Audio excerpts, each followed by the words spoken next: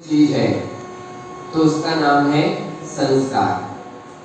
हमारे पास खूब अच्छी संपत्ति हो, खूब अच्छे बंगले, गाड़ी, रुपया, पैसा सब हो घर में, लेकिन यदि संस्कार नहीं है तो कभी भी हमारी समाज में, देश में, लोगों के बीच में प्रतिष्ठा नहीं बन सकती। इसलिए संस्कार होना बहुत जरूरी है। अब संस्कार भी अलग अलग प्रकार के हैं। संस्कार अच्छे भी होते हैं, बुरे भी होते हैं। किसी को शराब पीने के संस्कार है, किसी को जुआ खेलने के संस्कार है, किसी को अलग अलग प्रकार के कुसंस्कार है। तो जिसके कुसंस्कार है उसकी प्रतिष्ठा कभी नहीं होगी, लेकिन जिसके सुसंस्कार आ गए जीवन में, और संस्कार आना आसान काम नहीं है, क्योंकि बचपन में जो संस्कार पड़ जाते हैं वही संस्कार हमारे आगे जाकर के काम करते हैं। अब जिसको संस्कार पड़े हैं बिना नीचे देखकर बैठने के, तो आएगा धम से बैठ जाएगा। लेकिन जिसने अपने संस्कार ऐसे बना लिए कि मैं जब भी बैठूंगा तो नीचे देख करके बैठूंगा, जब भी चलूंगा तो नीचे देख करके चलूंगा, जब भी भोजन करूंगा तो शोधन करके करूंगा, तो उसके अच्छे संस्कार बनते हैं। लेकिन अभ्यास से सब काम होते हैं। ऐसे आपके पुराने संस्कार पड़े हुए हैं अशुद्ध बोलने के, तो क्या होता है, कितना भी अपन अभ्यास कर रहे हैं लेकिन कहीं ना कहीं वो चीज आ रही है सामने। क्यों? यदि यही चीज हमने बचपन से सीख ली होती तो ऐसा नहीं होता। हमने आपसे कहा था ना कि कोरी स्लेट पर लिखना आसान काम है। जिसने कभी भक्तामृत ही नहीं पढ़ा उसके लिए शुद्ध उच्चारण सीखना बहुत सिंपल है। लेकिन जो 15-15, 20-20 साल और 50-50 साल हुए पढ़ते पढ़ते, तो उनकी गाड़ी को मोड़ पाना बड़ा मुश्किल काम है। लेकिन अभ्यास से बहुत कुछ हो सकता है। तो ऐसे संस्कार का बहुत बड़ा महत्व है हमारे जीवन में। एक मूर्ति के लिए हम देखते हैं कि जयपुर से कोई मूर्ति लेकर के आता है, तो मूर्ति क्या है, मात्र एक पत्थर है, एक धातु है।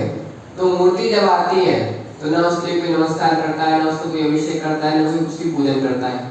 लेकिन उसी मूर्ति के लिए जब दिगंबर मुनिराज अपने हाथों से संस्कार कर देते हैं, वही मूर्ति के लोग अशुद्ध रूप में छूना भी अवॉइड करते हैं, लोग उसको नमस्कार करने लगते हैं। क्यों? किसका प्रभाव? संस्कार का। उस समय मूर्ति में जब प्रतिष्ठा नहीं हुई तो उसके अंदर प्रभु का आकार है लेकिन संस्कार नहीं है। तो आकार पूजनीय नहीं है, संस्कार पूजनीय है। उसी प्रकार से जैसे आप लोग गृहस्थ और हम मुनिराज हैं, तो हमारे ऊपर गुरु ने क्या किया, मात्र वस्त्रों का त्याग नहीं करवाया, संस्कार किए, इसलिए पूज्यता आई। कभी आप लोगों कभी दीक्षा देखी हो और नहीं देखी हो तो कभी देखना। गुरु क्या करते हैं, सबसे पहले वस्त्र त्याग कराने से पहले एक बार पूछते हैं कि अभी भी सोच लो कुछ बिगड़ा नहीं है, कहीं ऐसा तो नहीं किसी भावुकता में आकर के तुम दीक्षा ले रहे हो, किसी तनाव में आकर या कोई थोड़ी परेशानी हो तो दीक्षा ले रहे हो। अभी भी समय है जब दीक्षार्थी कह देता है कि हाँ गुरुदेव हमें कोई परेशानी नहीं है, हमें तो स्वीकृत त्याग की पूरी है, तो गुरु वस्त्रों का त्याग करवा देते हैं। और वस्त्र त्याग कराने के बाद भी दोबारा पूछते हैं कि अभी भी कुछ बिगड़ा नहीं है, अभी वस्त्र जो उतार दिए हैं उन्हें वापस पहन सकते हो, क्योंकि ये दिगंबर मुनि का मार्ग असीधार व्रत है।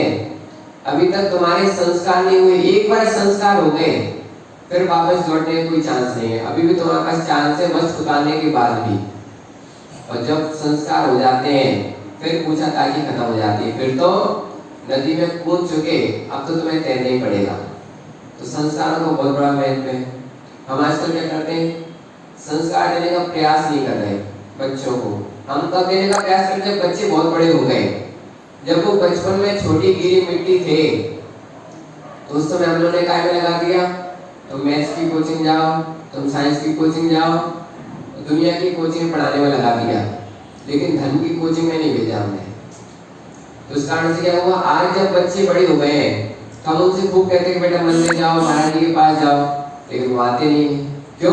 अब वो मिट्टी सूख चुकी है, अब उसको पलटवाना बड़ा मुश्किल काम है।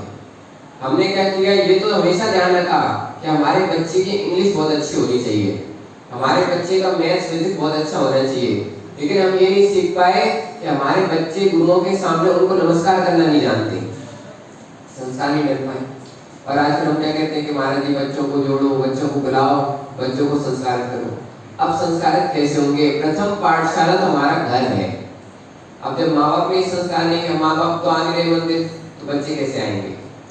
और कुछ माँ बाप हैं कि जो 3-3, 4-4 टाइम आ रहे हैं मंदिर, गुरु के पास आ रहे हैं, लेकिन बच्चों को एक टाइम आने की फुर्सत नहीं है, संस्कार नहीं पड़े। और इन्हीं संस्कारों का अभाव है कि समाज में ऐसी विकृतियां देखने में आ रही है। तो बहुत से बच्चे ऐसे भी होते हैं बहुत अच्छे जिनके संस्कार रहते हैं, तो हर जगह उनका सम्मान होता है, उनकी प्रशंसा होती है। तो ऐसे यहाँ पर एक राजा की बेटी की कहानी है, महीप चंद्र नाम का